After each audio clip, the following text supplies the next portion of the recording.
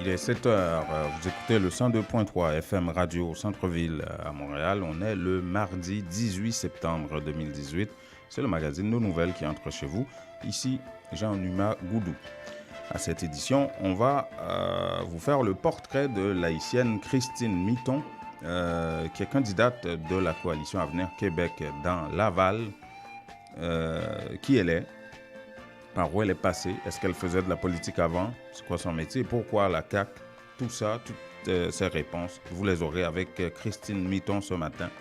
Et tout de suite après, on ira aux infos sur l'immigration avec François-Jean Denis, qui sera avec nous comme tous les matins pour nous apporter toutes les infos sur l'immigration et analyser la situation aussi électorale sur le plan de l'immigration. En Haïti, Jovenel Moïse a accordé sa première grande entrevue à la presse. Le chef de l'État était à Radio Métropole hier matin. Il était question de Petro-Caribé, de corruption, de nomination de juges. Tout y passait avec Wendell Théodore et Luckner Garou, les deux journalistes de Radio Métropole qui interrogeaient le chef de l'État à leur émission Le Point. On vous fait un compte-rendu de tout ça. Et Jean Risséan, qui est installé définitivement hier comme Premier ministre. Et il y a 3 autres ministres sans portefeuille qui s'ajoutent à son gouvernement. 2 d'entre eux auraient des problèmes de décharge. Leur nomination est arrivée après, évidemment, la ratification de la déclaration de politique générale au Parlement, ce qui pose problème. Et selon un professeur haïtien, M. Ferguson, l'installation de ce gouvernement, c'est comme une espèce de remaniement ministériel. Un autre point de vue. À tout de suite.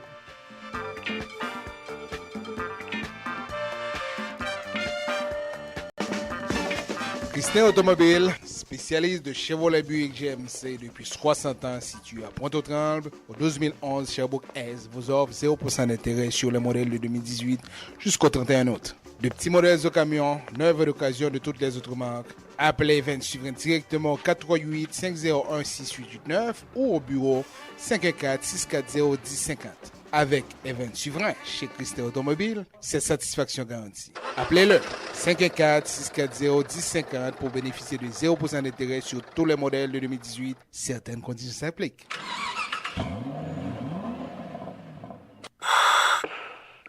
Vous dormez mal la nuit? Votre matelas vous donne des maux de dos? Eh bien, la Maison du Matelas Confort Plus a le somnifère pour vous. En plus des matelas confortables, vous trouverez chez Confort Plus tous les électroménagers à des prix d'entrepôt. 3 adresses pour vous servir. 5600 Henri Bourassa Est, local 34, téléphone 514-315-4648. Au 6425 Boulevard Léger à Montréal-Nord, téléphone 514-321-5398 et au 2940 rue Remembérance à La Chine, téléphone 514-658-93. Votre confort est à la Maison du Matelas. Ou al fait affaire avec une compagnie de green gauche tête bobèche pour régler dossier immigration au Canada pour te faire économie bout de chandelle ou à venir plein on prend refus parce que dossier mal préparé, formulaire t'es mal rempli ou même qui te voulait ça me t'es parlé. Tu vois, pour le même genre de dossier, Ti George WhatsApp, Fanny, Madame Joe Facebook et moi-même avions tous obtenu satisfaction pour avoir fait affaire avec Vision Max Service, cabinet spécialisé en immigration. Vous qui rêvez d'immigrer, d'étudier au Canada ou tout simplement de visiter le pays, Vision Max Service. Vous comptez demander un super visa, venir investir ou vous établir en tant que travailleur qualifié. Vision Max Service, un label de qualité. Vision Max Service, c'est le travail de professionnels qui étudie, traite, suivent votre dossier. Il vous conseille, vous encadre, vous accompagne dans toutes vos démarches pour des résultats 100% excellents. 273 Lalu, coin Ruelle Vaillant, Port-au-Prince, téléphone 48 20 78 18, 22 09 76 82. Les meilleurs produits pour la beauté de la peau se trouvent à Essence de Beauté.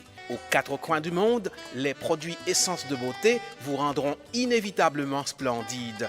Pour les acnés, peau sensible, peau sèche, peau grasse, Essence de Beauté.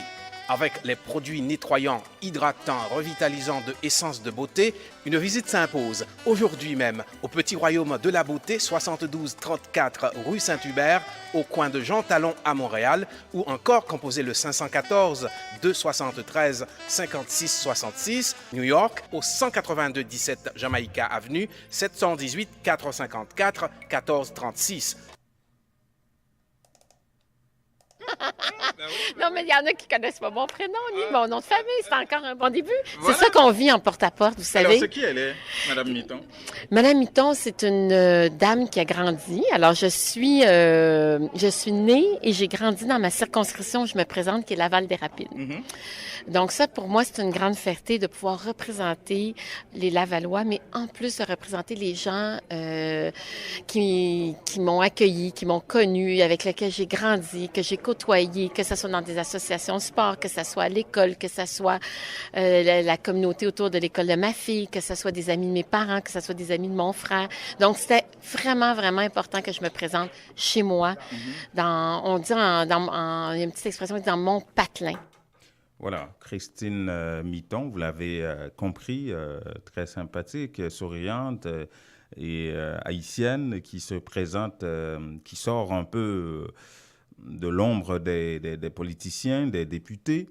Vous allez comprendre ça parce que c'est quelqu'un qui était dans les rouages des partis politiques pendant longtemps. C'est une spécialiste en stratégie de communication et qui se présente comme candidate de la CAQ, cette fois.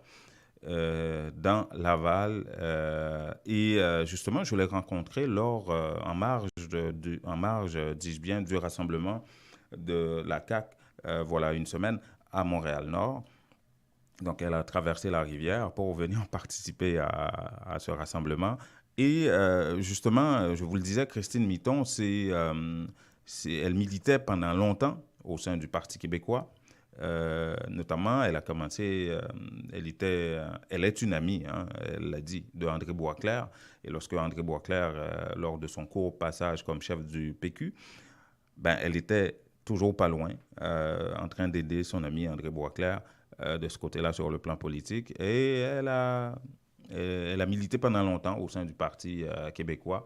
Et aujourd'hui, elle change de chapeau, elle change de bannière et elle va nous expliquer pourquoi. J'étais en arrière de plusieurs politiciens, mais j'ai d'abord milité et commencé au Parti québécois. Okay.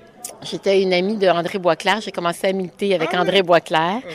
Ensuite de ça, j'ai travaillé en 1994 avec le Parti québécois. Donc, j'ai travaillé au cabinet du premier ministre Jacques Parizeau. J'ai travaillé avec Bernard Landry. J'ai travaillé 5 ans avec Louise Arel. J'ai travaillé avec Serge Ménard. J'ai piloté des grands dossiers au niveau du Québec, entre autres le dossier des communications à travers le Québec sur la... Vous étiez une indépendantiste, en fait. Tout à fait. Et aujourd'hui, vous êtes fédéraliste? Aujourd'hui, je suis caquiste. Je suis pour un nationaliste très fort à l'intérieur du Canada. Mm-hmm. C'est là que j'ai côtoyé François Legault dans une autre vie.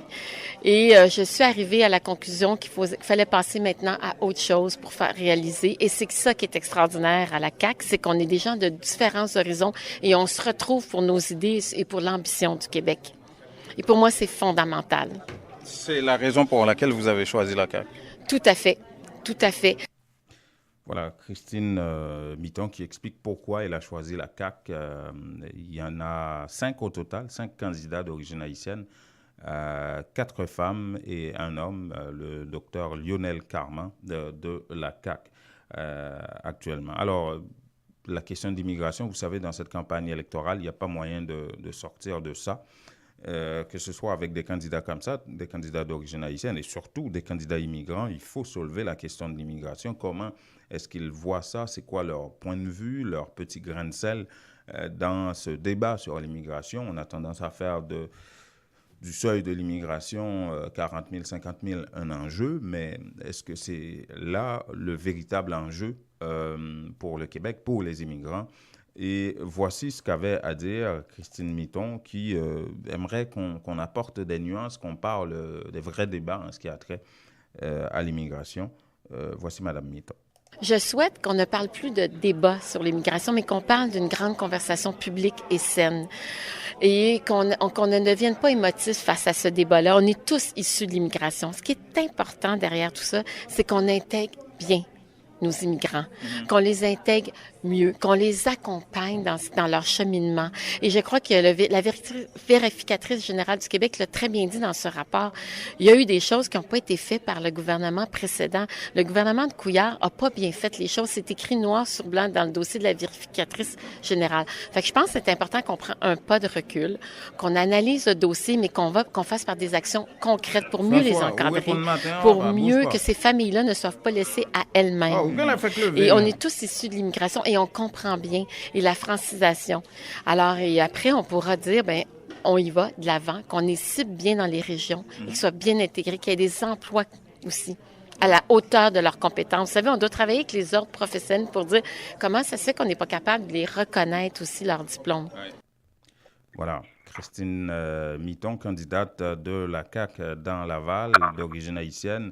Et c'était son portrait, qui elle est, par où elle est passée, c'est quoi ses idées, son grain de sel dans le débat sur l'immigration. Elle vient de placer ça. Et on aura à vous faire un portrait également du docteur Lionel Carman, qui elle est, ses implications en Haïti à travers sa clinique mobile d'épilepsie, CLIDEP, qu'elle fait. D'ailleurs, il s'en va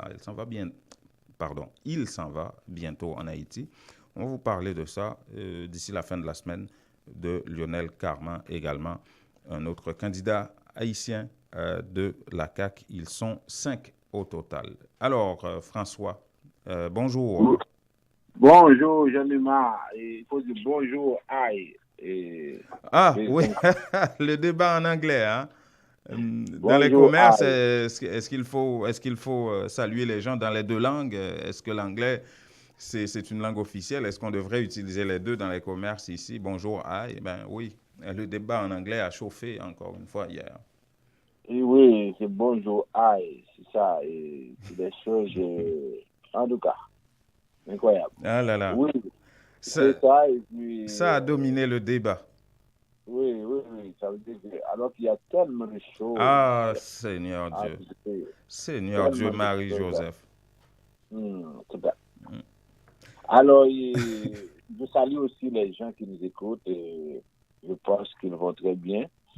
Alors, là, maintenant, on va... J'écoutais Madame... Madame Mitton, oui. Oui, Madame Mitton, là, qui parlait de l'immigration. Et avant qu'on aborde la question sur le point, je dirais, sur le point provincial, parce que là, ça chauffe, et j'aimerais parler de notre sujet important, c'est que il y a, par exemple, Immigration Québec qui annonce qu'on est en train de parrainer 40 000, et donc 17 000, on va choisir 17 000 réfugiés, le parrainage de réfugiés. Alors, depuis dimanche, il y a des gens qui font la file devant le bureau du ministère de l'Immigration du Québec. Où ça? Alors, ici? Ici, oui. Mais qui a annoncé ça? On a annoncé quoi? Reprends-moi ça, François, s'il te plaît. Oui. Au Québec a un programme de parrainage de réfugiés. OK. Ça, c'est un programme provincial, là. Oui, alors, dans la question des réfugiés, on a un chapitre de parrainage de réfugiés. Ça peut se faire par des institutions. Ou des individus. Je crois que M. Couillard l'avait fait pour un Syrien. Oui, un groupe de 5. OK? Oui. C'est ce programme-là. OK. Oui. Alors, au niveau de la province du Québec, puisque le Québec a un certain pouvoir de sélection, ou bien un pouvoir de sélection, alors Québec fixe chaque année, suivant sa population, parce que c'est un pourcentage de 20%, alors Québec choisit de pouvoir de donner aux gens la possibilité de parrainer des réfugiés. Mais des réfugiés, ce n'est pas n'importe quel réfugié, ce sont des gens qui sont installés, bien déterminés dans des... Ça, c'est à travers l'ONU, là. C'est des gens qui ont un statut de réfugié défini par les Nations Unies. Oui, HCR. Ouais. Ouais. Alors, ça veut dire que là, maintenant, on avait annoncé, parce que c'était ce mois-ci, on avait annoncé qu'on allait passer et accepter 17 000. OK? Mais déjà, il y a presque 50 000, 60 000, 100 000 personnes qui manifestent leur intérêt. Alors là, depuis dimanche, les gens font la file parce qu'ils doivent se présenter pour s'organiser pour avoir, par exemple, le plus de personnes pour faire passer leurs parents. Et j'avais dit 17 000, c'est pas 17 000, c'est 4 400. Excusez-moi, je ne sais pas où j'ai trouvé 17 000. Ah bon, merci. Oui, Québec décide d'accepter 4 400 pour 2018. Et là, maintenant, on a, par exemple, pourquoi j'avais parlé de 17 000 aussi? Parce qu'il y a 12 500 qui ont été acceptés. Ah oui, ça fait un total de 17 000 et quelques. 17 000, oui, exactement. Alors là, maintenant, 4 400, on a eu une file devant le ministère de l'Immigration. Imaginez que ça devait commencer lundi, parce qu'il fallait aller pour prendre le formulaire et commencer à remplir. Alors, depuis dimanche après-midi, on se croirait dans un autre pays. Ah bon? Dimanche après-midi, ça veut dire que devant le ministère de l'Immigration du Québec, c'était la file, c'était vraiment... Mais c'est qui sont ces gens-là qui font la file? Des Québécois? Des Québécois d'origine musulmane, parce que la plupart des centres actuellement se trouvent au Liban, se trouvent en Jordanie. Ce sont des centres qui sont dirigés par HCR. HCR fait la sélection. Parce qu'actuellement, il y a plus de 50 millions de déplacés dans le monde. Alors, il y a des centres au Liban, en Jordanie, en Irak, en Afghanistan. Il y a des gens qui sont là. Puisqu'ils sont déplacés, HCR les met quelque part. Et après, HCR va négocier avec des gouvernements pour dire, OK, nous avons par exemple 50 millions, 60 millions. Alors, combien vous êtes prêts à accepter? Alors, chaque pays dit, moi, j'accepte par exemple un nombre X. Par exemple, je n'avais pas le chiffre pour le Canada, mais cette année, le chiffre a diminué pour les États-Unis. Les États-Unis sont arrivés à 39 000. Alors qu'avant, on était plus qu'à 100 000. C'est le plus bas record qu'on a atteint. Alors, maintenant, une fois qu'on a dit ça et que le Canada décide, par exemple, moi, j'accepte, par exemple, 10 000, 15 000, chaque province doit accepter une partie. Alors, Québec, dans son cas, a décidé d'accepter 4 400. Et finalement, ça veut dire qu'on annonce ça sur le site, dans le programme, on annonce, on dit, OK, on va recevoir à partir, comme pour le programme de travail qualifié, on dit, on va annoncer, on peut commencer à soumettre des demandes. Alors, c'était pour hier, et finalement, on a eu tellement de personnes, les gens étaient exaspérés parce qu'ils ne voulaient pas aimer, parce que c'est une chose extraordinaire. Sinon, ces gens-là vont rester dans les camps pendant longtemps, on ne pourra pas on ne pourra pas, par exemple... Il faut préciser, François, pour nos auditeurs haïtiens et ceux qui nous suivent sur Facebook aussi, sur notre site Internet, qu'il ne s'agit pas de parrainer un membre de sa famille ou des affaires comme ça et puis d'aller demander... Non. Ce n'est pas un programme comme ça. Non, parrainage de réfugiés. De réfugiés reconnus et établis par les Nations Unies. Oui, le HCR. Ça veut dire que là, c'est vraiment... Parce que généralement, il y en a qui sont en Haïti et qui... Parce que dès qu'on parle du programme, on parle d'Haïti. Non. Alors, c'est pas ça du tout. Bon, alors, ceci nous amène maintenant à la question de l'immigration au point de vue des élections, au point de vue... bon, alors là, encore, hier, les gens ont continué à parler de cette question-là. Même Valérie Plante a décidé de donner son opinion. Elle a dit qu'elle est contre le seuil, la réduction du seuil de l'immigration. Alors que M. Régis Saboum au Québec était un peu plus diplomate. OK. Elle a dit très catégoriquement, elle est contre cette idée-là. C'est-à-dire qu'on ne peut pas réduire parce qu'à Montréal, et c'est là je trouve que on devrait avoir un organisme indépendant. Alors, c'est sûr qu'il y a l'Institut du Québec qui a fait sortir ces chiffres, mais on devrait avoir généralement un organisme indépendant pour dire exactement comment se mettent les choses. Ouais. Madame Plante dit, par exemple, qu'il y a beaucoup d'emplois à Montréal qui sont inoccupés parce qu'il n'y a pas de main-d'œuvre. Ça, je ne comprends pas, moi. Mais c'est ça. Mais pour la quantité d'immigrants qui cherchent un emploi et qui ont des formations, qui n'arrivent pas à se faire reconnaître leur diplôme ou avoir un stage pour justement se mettre à niveau ou des choses comme ça, je ne comprends pas. Publiquement, tout le monde parle de ça, lorsque moi, je connais tellement, j'ai tellement d'amis là qui sont obligés de changer de profession. Oui, alors moi, je me demande de quel emploi parle-t-il? Non. Il faut que ça arrête, là. Oui. On est en train de parler de toi et moi, là. Oui, c'est ça la situation. C'est qu'on dit qu'il y a beaucoup d'emplois qui ne sont pas occupés. Oui. Et encore là, l'Institut du Québec, moi je suis renversé, il dit que 5 immigrants sur 6 au Québec, 5 immigrants restent au Québec, 5 sur 6. Ah ouais. Mais où est-ce qu'ils trouvent leurs chiffres en passant? Mais normalement, l'Institut du Québec, c'est un organisme crédible. Moi, je me demande... Ah, d'accord, mais...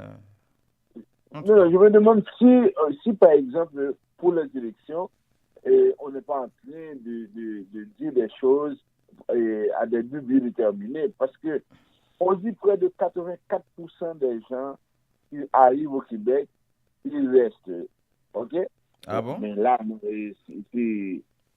je me dis, est-ce que vraiment on a... Parce que des fois, on peut prendre les chiffres et les faire parler et les faire dire... Oui. Et pourtant, d'autres chiffres parlent de combien? 13% ou 26% des immigrants? 26%. Qui quittent? Ça, c'est... Oui, exactement. Alors là, maintenant, moi, je me dis, j'ai l'impression qu'on est en train de faire, de crier à haut sur François Legault. On a, par exemple, les chiffres qui sortent comme ça. Ouais. Est-ce que lui, effectivement, parce que lui, il a du mal à expliquer. Définitivement, François, c'est la guerre des chiffres et puis les dommages collatéraux, ça arrive aux immigrants. Hein. Mais oui, mais pendant ce temps, il n'y a absolument rien. Ben, c'est ça, c'est les dommages collatéraux dans la guerre des chiffres. Bon, et maintenant, on nous dit, depuis 2018, OK, c'est la directrice générale de l'Institut du Québec qui nous dit ça, Mia Omsi, le taux de chômage des immigrants est désormais de 6% dans la province. OK. Et qui arrive derrière l'Ontario et la Colombie-Britannique. On dit la situation a changé, c'est important de le savoir. Et l'analyse démontre que 84% des immigrants sont toujours au Québec 5 ans après leur arrivée, contrairement à 91% en Ontario. OK? Ça veut dire que c'est comme, par exemple, là où je dis la situation est devenue vraiment assez intéressante. On parle du taux de chômage des immigrants âgés de 25 à 54 ans qui a chuté de plus de 2 points, qui passe de 8% à 6%. Ça, c'est en 2018. En 2017, c'était passé à 14,1%. Et en même temps, on dit que le taux d'emploi des immigrants est en hausse depuis 2014 et a presque rattrapé celui observé en Ontario.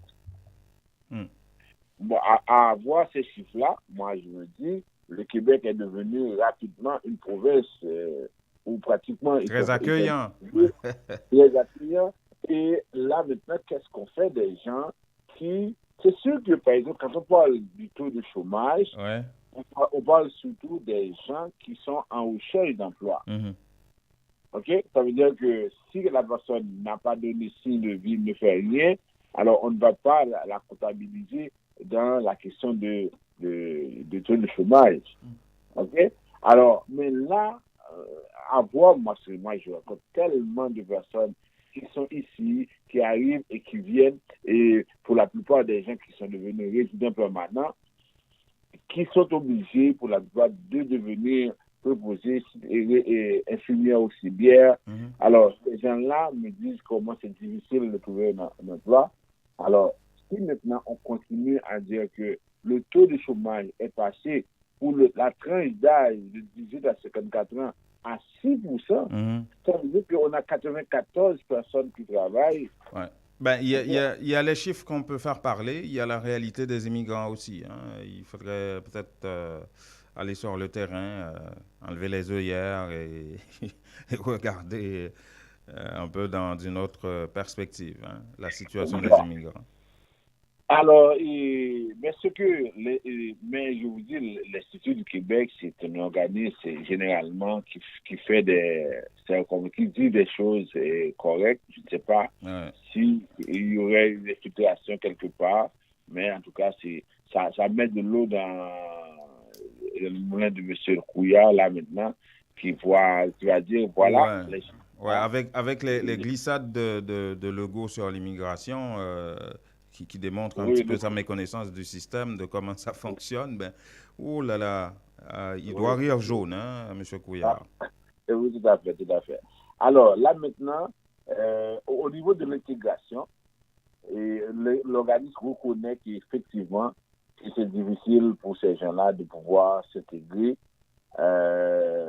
Et c'est là, on dit que, normalement, le débat devrait porter davantage sur les moyens d'intégrer les immigrants. Okay? Ça c'est un vrai débat. Que ce soit la CAQ, les quatre principaux partis devraient faire ce débat-là. Et pas un débat de chiffres, une guerre de chiffres à travers patati patata, Institut du Québec, des chiffres de 26% qui quittent. Enfin, bref, non. Le vrai débat, c'est comment est-ce qu'on va les intégrer? Parce que la CAQ a raison sur ce plan-là et le Parti libéral ne peut pas dire le contraire. Il y a un problème d'intégration de ces gens-là. Oui, tout à fait. Il y a un problème d'intégration. Et comment l'aborder? Comment l'aborder de manière sérieuse, avec une volonté politique et une volonté tout court de la population, des employeurs, de tout le monde, de les intégrer? Oui, mais aujourd'hui, c'est comme on veut faire comprendre à la population qu'il y a un problème d'emploi. Il y a un problème de main-d'œuvre. Ça veut dire qu'on n'arrive pas à trouver les gens. Moi, ça, je pense que cette question-là est mal posée. Ça veut dire que ça, il faudrait vraiment qu'on explique aux gens que on veut, par exemple, pour certains postes, on veut des gens bien déterminés parce que moi, je vois, par exemple, parmi les gens, comme je connais beaucoup plus de personnes qui viennent d'Haïti, parmi ces gens-là, moi, je commence à voir des personnes qui sont dans l'hôtellerie, qui viennent du secteur hôtelier haïtien. Bon, alors quand on me dit on a de la difficulté à trouver, par exemple, des chefs de cuisine, des choses comme ça, c'est deux choses. Ou bien ces gens-là ne sont pas informés et n'appliquent pas, ou bien on ne veut pas de n'importe quelle personne, on veut bien déterminer des cousins, on veut des gens pour faire ces emplois-là. Ah, ben oui, absolument. Soit des jeunes Québécois qui ne sont pas formés, qui sont blancs comme eux, ou leurs cousins français. Bon, alors, ça veut dire que c'est de là qu'il faut voir que le débat est divisé. On veut aller dans une direction ou dans une autre, mais au fond, on ne pose pas les vrais problèmes. L'intégration, ça passe par l'emploi, ça passe par la langue. Ça veut dire qu'au niveau de l'emploi, il y a un problème. Au niveau de la langue, encore là, l'Institut du Québec a parlé aussi de la langue. C'est comme si la situation, les gens maîtrisent mieux le français, on donne des pourcentages pour les gens qui ont moins de 5 ans, ils parlent beaucoup plus le français, etc. Bon, moi, je sais que les gens qui arrivent dans la catégorie de l'immigration économique, pour la plupart, ils n'ont pas de problème de français. OK? Alors, là, maintenant, il faudrait regarder au niveau du regroupement familial. Oui, mais c'est ce groupe-là qui pose problème selon la CAQ. Oui, et le regroupement familial et les réfugiés aussi. OK? C'est de là. Mais là, M. Couillard avait intérêt à préciser davantage. Ça veut dire que c'est surtout dans ces deux catégories qu'on a de la difficulté. OK? Et ce que les chiffres de l'Institut du Québec, ce que ça dit également, ça dit maintenant qu'on n'a pas besoin de faire pression sur les jeunes professionnels. Parce que si les gens travaillent, les gens fonctionnent bien, 84% de ces personnes restent au Québec, la vie est belle. Ah ben, c'est comme si l'Institut me dit qu'il n'y a pas des ingénieurs, des médecins qui sont chauffeurs de taxi aujourd'hui.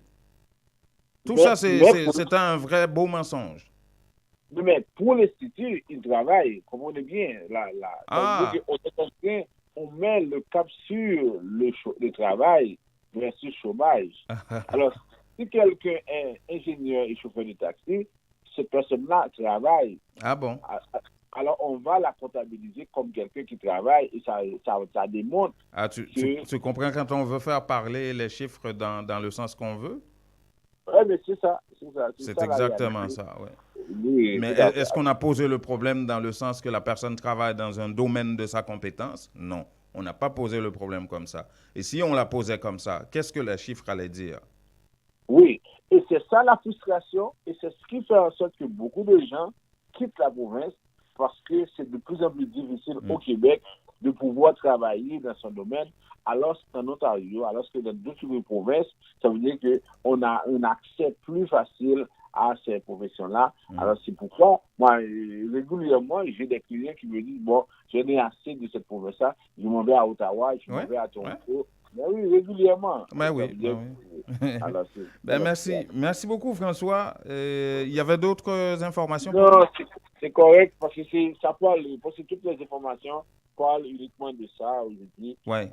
La question des positions des chefs de parti sur l'immigration, ça devient vraiment l'enjeu de cette élection-là. Voilà. Merci beaucoup, François Jean-Denis, qui dirige la firme Vision Max Service. Vous pouvez voir les coordonnées de François à l'écran sur Facebook. Nous sommes également en direct sur notre site Internet. Vous écoutez le 102.3 FM Radio Centre-Ville à Montréal à l'heure du magazine Nos Nouvelles. Merci, François. Bonne journée. Bonne journée. Christin Automobile, spécialiste de Chevrolet Buick GMC depuis 60 ans, situé à Pointe-aux-Trembles, au 12011 Sherbrooke-Est, vous offre 0% d'intérêt sur les modèles de 2018 jusqu'au 31 août. De petits modèles de camions, neuves et d'occasion de toutes les autres marques. Appelez Event suivant directement au 438-501-6889 ou au bureau 514-640-1050. Avec Event Suivrain chez Christin Automobile, c'est satisfaction garantie. Appelez-le 514-640-1050 pour bénéficier de 0% d'intérêt sur tous les modèles de 2018. Certaines conditions s'appliquent.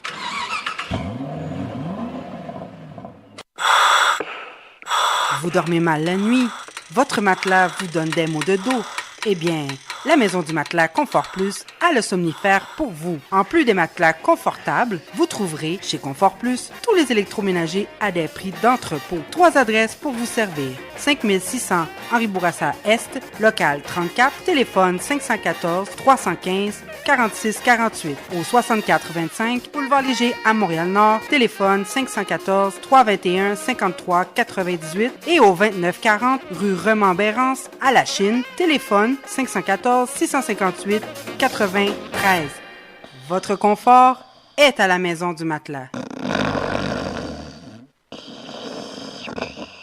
Ou al fait affaire avec une compagnie de green gauche tête bobèche pour régler dossier immigration au Canada pour te faire économie bout de chandelle ou à vin plein on prend refus parce que dossier mal préparé, formulaire t'es mal rempli ou même qui te voulait ça me t'es parlé. Tu vois, pour le même genre de dossier, T. George WhatsApp, Fanny, Madame Joe Facebook et moi-même avions tous obtenu satisfaction pour avoir fait affaire avec Vision Max Service, cabinet spécialisé en immigration. Vous qui rêvez d'immigrer, d'étudier au Canada ou tout simplement de visiter le pays, Vision Max Service. Vous comptez demander un super visa, venir investir ou vous établir en tant que travailleur qualifié. Vision Max Service, un label de qualité. Vision Max Service, c'est le travail de professionnels qui étudie, traite, suivent votre dossier. Il vous conseille, vous encadre, vous accompagne dans toutes vos démarches pour des résultats 100% excellents. 273 Lalu, coin Ruelle Vaillant, Port-au-Prince, téléphone 48 20 78 18 2209 76 82. Les meilleurs produits pour la beauté de la peau se trouvent à Essence de Beauté. Aux 4 coins du monde, les produits Essence de Beauté vous rendront inévitablement splendide. Pour les acnés, peau sensible, peau sèche, peau grasse, Essence de Beauté. Avec les produits nettoyants, hydratants, revitalisants de Essence de Beauté, une visite s'impose aujourd'hui même au Petit Royaume de la Beauté, 7234 rue Saint-Hubert, au coin de Jean Talon à Montréal, ou encore composez le 514 273 56 66, New York, au 182 17 Jamaica Avenue, 718 454 1436. Les temps deviennent de plus en plus difficiles. Dès que possible, vous devez économiser pour de meilleurs lendemains. Unitransfert vous présente la solution Direct Transfert pour les raisons suivantes. Vous êtes certain que votre argent est déposé directement à la Unibank sans passer par des inconnus. Les bénéficiaires ont accès à leurs fonds rapido presto aux succursales de la Unibank, plus grande banque commerciale établie partout en Haïti. Vous recevez une prime, un bonus. Ne les gardez pas avec vous. Pour ne pas tout dépenser, économisez un peu. Faites un direct transfert sur votre compte à la Unibank. Lorsque vous voyagez en Haïti, votre argent vous attendra sans embâche. Donc, beaucoup moins de casse-tête. Invitez vos parents et amis en Haïti à ouvrir un compte à la Unibank. Il vous sera plus facile de les encourager à économiser. Pour plus d'informations, contactez Unitransfert au 514-852-8648. Unitransfert, nous rapide, nous garantis et puis, moun ba besoin qu'on nous a fait.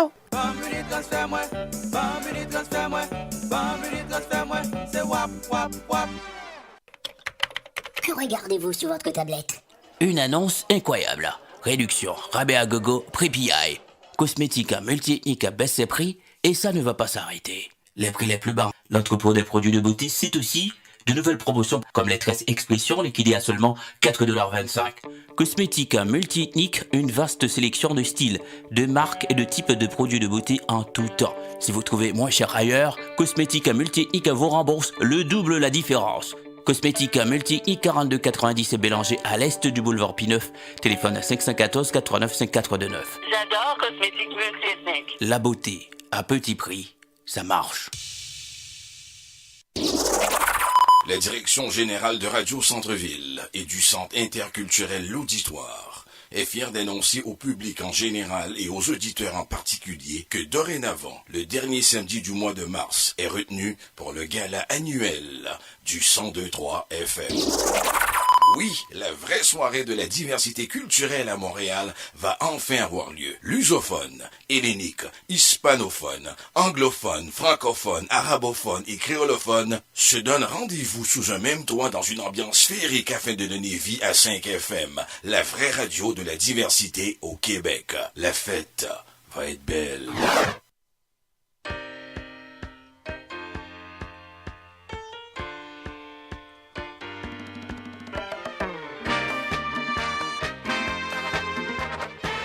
Du 1er janvier 2006 au 31 décembre 2016, Haïti recevra 10 milliards 833 millions de dollars de dons, d'aides et de prêts.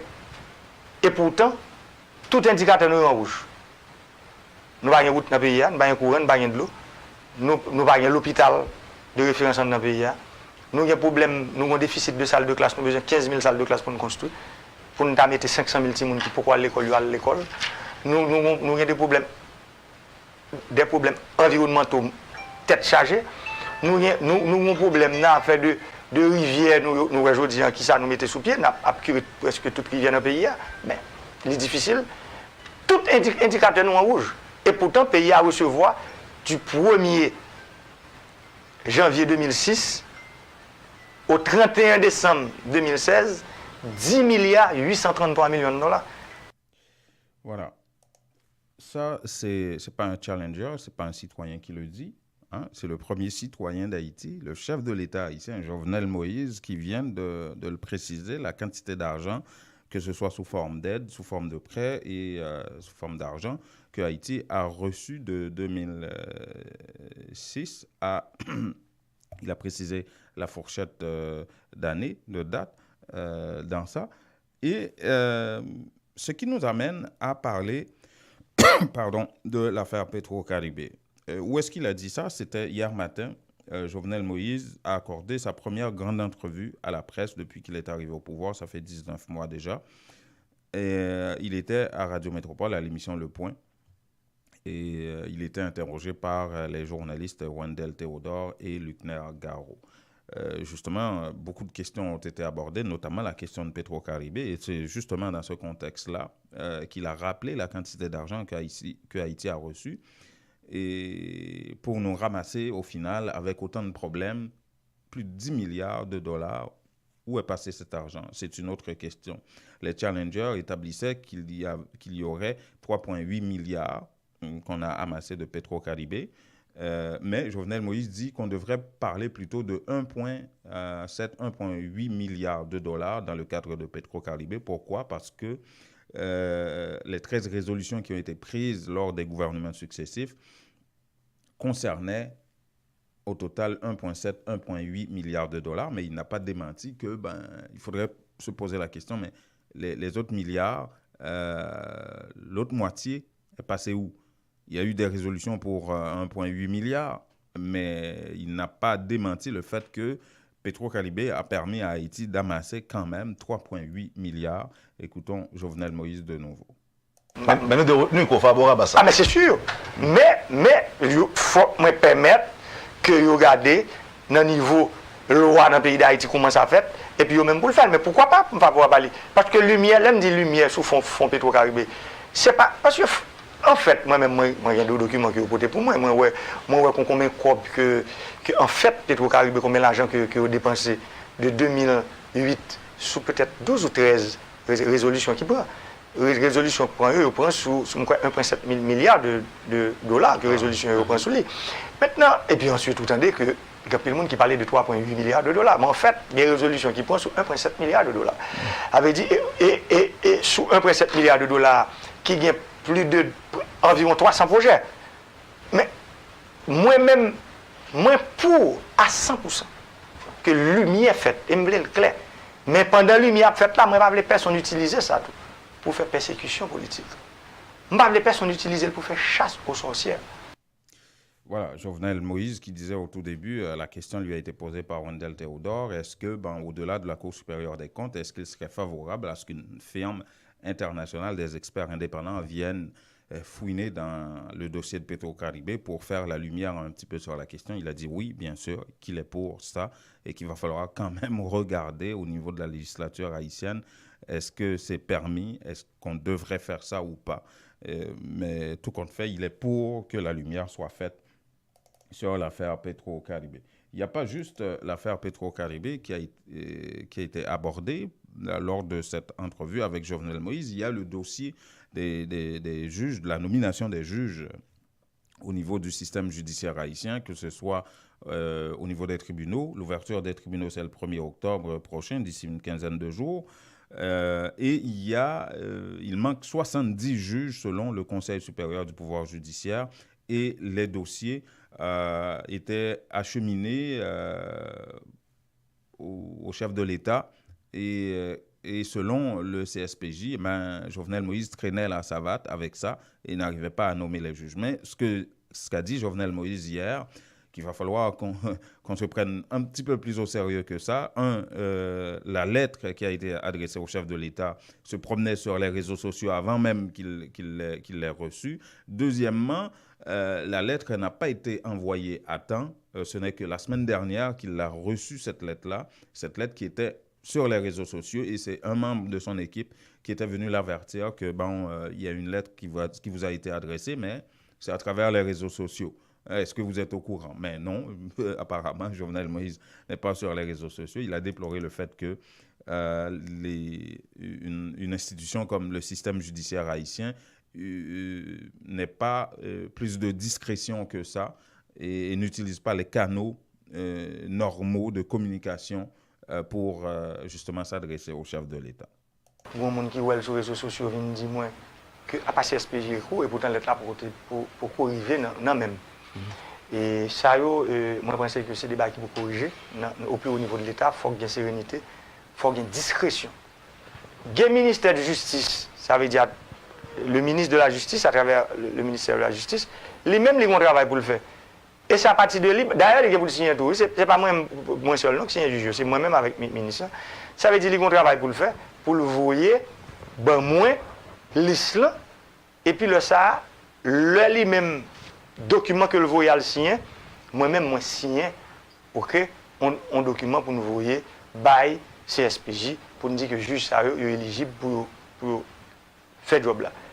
Moi, je recevoir document juge jeudi en lundi, c'est semaine dernière. Okay. Ça veut dire, est-ce que le juge va le signer avant lundi, premier lundi octobre? Oui, il a signé. Ça veut dire, donc, pas de mauvaise foi, pas gagner un blocage systématique. Parce que l'État, de l'heure sorti dans le CSPJ, à l'arrivée, dans le bureau, dans le palais, il est content de le faire. Jovenel Moïse. C'est un peu la même situation pour des juges de la Cour de cassation. Il manquerait 6 juges pour compléter la Cour de cassation et le Sénat devait soumettre une liste de 18 noms et sur cette liste-là, Jovenel Moïse devrait en choisir 6. Le Sénat, ça fait pas longtemps, a lancé un appel à candidature pour recueillir des candidatures des gens, des juges ou des avocats qui voudraient travailler et accéder à la Cour de cassation. C'est pas fini ce processus-là. Mais dans les médias, on parle aussi de cette question-là, le fait que Jovenel Moïse traînait la patte par rapport à la nomination des 6 juges au niveau de la Cour de cassation. Mais ce qu'a dit Jovenel Moïse pour sa défense hier, c'est qu'il a en ses bureaux 12 noms. Or, il devrait choisir parmi 18. Donc, la liste n'est pas complète et le Sénat n'a pas terminé avec le processus. Et voilà pourquoi ça traîne également au niveau de la Cour de cassation. Mais le Sénat a envoyé 12 noms. Nous sommes d'accord, 12 noms, 12 par égal 18. C'est-à-dire maintenant, moi-même, je m'attends l'autre 6 dans le Sénat. Okay. Ça veut dire, si 6 dans le Sénat pour qu'on vienne, comment qu'on y a mal signé 4 noms, et puis c'est le même problème, non, on a toujours un blocage. Moins il y a information que le Sénat est ouvert inscription, appel à candidature, moins il y a information, et moins connaît que sous peu, nous allons recevoir 6 dans le Sénat, automatiquement nous recevons 6 noms, nous allons le mettre avec 12 que nous devons recevoir déjà pour faire 18, et ce travail nous l'avons fait. Nous parlons trop contents pour nous choisir 6 noms. Dans 18 noms, pour nous voir, c'est SPJ qui est même qui va légal à 6 personnes qui vont remplacer dans la Cour de cassation.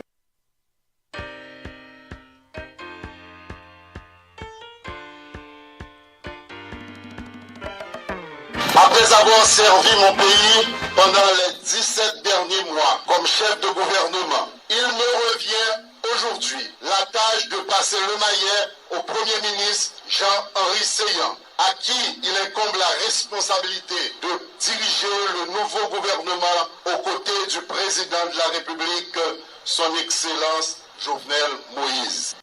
Ça sera sûrement la dernière fois que vous entendez la voix de Jacques-Guy Lafontaine, en tout cas dans cette posture-là de Premier ministre. Il a passé le maillet hier à Jean-Henri Séyan lors de son installation. Après avoir démissionné, voilà, plus de 3 mois déjà, à la suite des événements des 6 et 7 juillet dernier. Et depuis, Haïti se cherchait un autre Premier ministre et plus de 3 mois après ces choses faites, Jean-Henri Séyan installé hier comme Premier ministre. Voici un compte-rendu de Diego Charles qui va nous parler de ça. Vous devez réussir à trouver et signer avec le secteur privé des affaires un pacte pour l'emploi et la croissance inclusive. Trouver une solution durable à la question du salaire minimum. Permettre au pays d'avoir une assurance médicale universelle et obligatoire. Faire le dépôt au Parlement du projet de loi des finances 2018-2019 dans les meilleurs délais. Sur les plans politiques et administratifs, Jovenel Moïse instruit son chef de gouvernement de poursuivre et encadrer les chantiers déjà en cours et travailler à l'organisation des prochaines élections. Encadrer et continuer les travaux entrepris dans le cadre de la réforme de l'État. Accélérer les travaux en cours dans le domaine des infrastructures énergétiques, agricoles, routières, hydrauliques. Appliquer strictement l'arrêté sur la réduction du train de vie de l'État. Avec une année électorale de grande importance pour l'avenir de la nation, chacun en ce qui le concerne doit œuvrer pour l'organisation d'élections transparentes, honnêtes et démocratiques. Le locataire du Palais national a également demandé à Jean-Henri Séyan de prendre toutes les dispositions nécessaires pour apporter une réponse institutionnelle à l'épineux dossier Petro-Caribé. Le numéro 1 haïtien a parallèlement appelé la population qui exige des explications sur l'utilisation de ces fonds à garder son calme. Institutionnellement, l'État doit apporter des réponses au dossier Petro-Caribé. Le Premier ministère doit permettre à la nation de voir clairement ce qui s'est passé dans l'utilisation des fonds du Petro-Caribé. Les services compétents de l'État, notamment UCREF, ULCC, l'inspection générale des finances, toutes ces institutions seront mobilisées sur le dossier Petro-Caribé. À côté du travail de la Cour des comptes et du contentieux administratif. Le Premier ministre Jean-Henri Séhin a pour sa part promis au président de la République de supporter toutes ces initiatives visant à consolider le tissu social, évoquant notamment les états généraux sectoriels de la nation et une communication permanente avec le Parlement. L'ex-concurrent de Jovenel Moïse à la dernière présidentielle a attiré l'attention des membres de l'équipe gouvernementale sur l'obligation de résultat qui leur est faite, soulignant également la nécessité pour ces derniers de faire preuve de transparence dans leur gestion. L'intégrité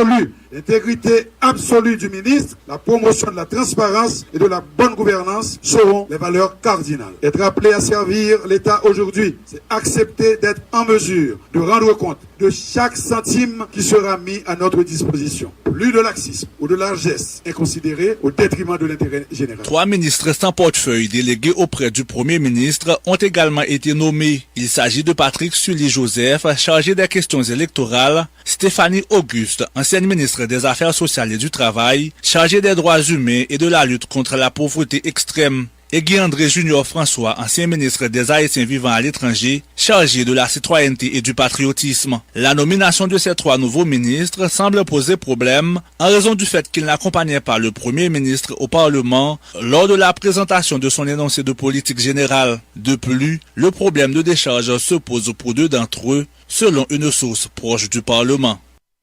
Voilà, un compte-rendu de Diego Charles par rapport à l'installation de Jean-Henri Séhin hier comme Premier ministre.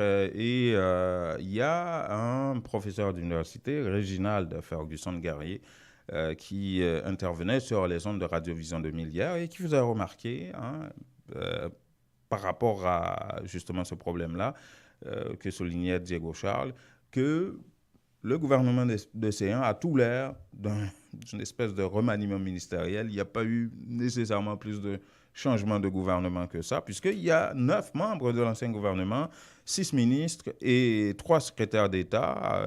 Il y en a qui n'ont pas obtenu décharge, notamment de leur gestion dans l'ancien gouvernement, qui ont intégré le gouvernement après coup, donc après le vote de ratification. Ils ne faisaient même pas partie du cabinet qui était par devant le Parlement, le Sénat et la Chambre des députés. Voici le professeur Ferguson-Garrier. C'est donc un nouveau gouvernement qui n'est pas nouveau. Il est nouveau par le nom du Premier ministre et puis l'appellation de l'administration qui change. C'est plus l'administration Moïse Lafontaine, c'est l'administration Moïse Séhin. Et vous avez des nouveaux ministres et aussi des ministres qui ont été reconduits ministres. Vous avez un gouvernement nouveau qui ressemble beaucoup plus à un remaniement ministériel. Comme il y a le nouveau gouvernement, nous d'accord sur tout. Mais on va pas analyser où il va s'alliver. En réalité, c'est pas ça. Pas même profond. Les gens retournent même 6, 9. Oui. À 9 membres, 3 secrétaires d'État voilà. Et 6 ministres. Voilà. Maintenant, c'est le même projet qui a continué. C'est que le projet que le peuple a dit c'est pas Jovenel Moïse, président de la République, ou même gouvernement haïtien qui a un problème. C'est assistant haïtien qui a un problème. Quel que soit le monde, quel que soit le meilleur joueur pour mettre l'équipe là, même résultat. C'est le système qui est expliqué qu'il faut changer. Christin Automobile, spécialiste de Chevrolet Buick GMC depuis 60 ans, situé à Pointe-aux-Trembles, au 12011 Sherbrooke-Est, vous offre 0% d'intérêt sur les modèles de 2018 jusqu'au 31 août. De petits modèles de camions, neuves d'occasion de toutes les autres marques. Appelez Event Suivant directement au 438-501-6889 ou au bureau 514-640-1050. Avec Event Suivant chez Christin Automobile, c'est satisfaction garantie. Appelez-le 514-640-1050 pour bénéficier de 0% d'intérêt sur tous les modèles de 2018. Certaines conditions s'appliquent.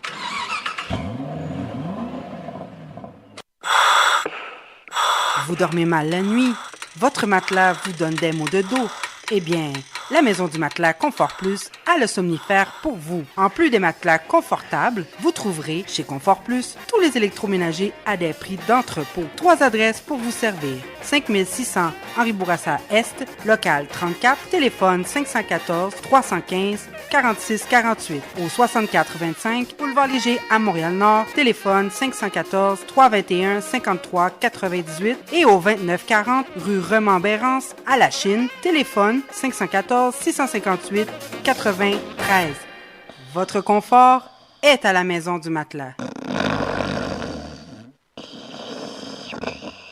Ou al faire affaire avec une compagnie de green gauche tête bobèche pour régler dossier immigration au Canada pour te faire économie bout de chandelle ou à venir plein on prend refus parce que dossier mal préparé, formulaire t'es mal rempli ou même qui te voulait ça me t'es parlé. Tu vois, pour le même genre de dossier, Ti George WhatsApp, Fanny, Madame Joe Facebook et moi-même avions tous obtenu satisfaction pour avoir fait affaire avec Vision Max Service, cabinet spécialisé en immigration. Vous qui rêvez d'immigrer, d'étudier au Canada ou tout simplement de visiter le pays, Vision Max Service. Vous comptez demander un super visa, venir investir ou vous établir en tant que travailleur qualifié. Vision Max Service, un label de qualité. Vision Max Service, c'est le travail de professionnels qui étudie, traite, suivent votre dossier. Ils vous conseillent, vous encadrent, vous accompagnent dans toutes vos démarches pour des résultats 100% excellents. 273 Lalu, coin Ruelle Vaillant, Port-au-Prince, téléphone 48 20 78 18, 22 09 76 82. Voilà. Il est 7h54 minutes, 55 maintenant, 2 minutes de commentaires avec vous, justement pour aborder la question Petro-Caribé en 2 minutes. Moi, j'ai écouté longuement Jovenel Moïse hier lors de cette entrevue accordée à Radio Métropole, où il abordait, au tout début, il venait vendre un peu sa salade d'électricité 24 sur 24, les travaux de reconstruction, sa vision qu'il étalait et tout ça. Et là où ça commençait, les choses sérieuses commençaient à se discuter, c'était la question Petro-Caribé, la question de la nomination des juges par rapport à l'ouverture des tribunaux le 1er octobre, la Cour de cassation. Et comment ça s'est passé. Vraiment, je crois qu'il était important que Jovenel Moïse se prête à cet exercice-là face à la presse pour qu'il y ait des journalistes qui posent des questions et qu'on ait des éléments de réponse parce qu'on ne communique pas très bien, que ce soit au niveau de la présidence ou des institutions de l'État. Écoutez, le Conseil supérieur du pouvoir judiciaire, comment est-ce que une lettre comme ça puisse se retrouver sur les réseaux sociaux avant même de tomber dans les mains du destinataire principal, qui est le chef de l'État. Ça, c'est grave comme manière de fonctionner, ça, c'est une chose. Et puis, Jovenel Moïse qui dit Petro-Caribé, on devrait parler de 1,7 milliard de dollars. Non, mais quand même, 3,8 milliards, c'est le montant qu'on estime que Haïti a amassé, a encaissé dans le cadre de ce programme-là. Oui, la différence, c'est qu'il y a eu des résolutions, 13 résolutions pour un montant de 1,7. Mais il reste la moitié. La moitié est passée où? Il n'y a pas eu de résolution pour ça. Où est cet argent-là? L'autre moitié. C'est la question qu'il fallait poser. Moi, je ne comprends pas pourquoi Jovenel Moïse était venu faire cette précision-là. Oui, je comprends, c'est important, les 13 résolutions, et ça, tout le monde le savait. Hein? Il est 7h57, malheureusement. C'est tout le temps qu'on avait. Et c'était nos nouvelles. On vous souhaite de passer une excellente journée.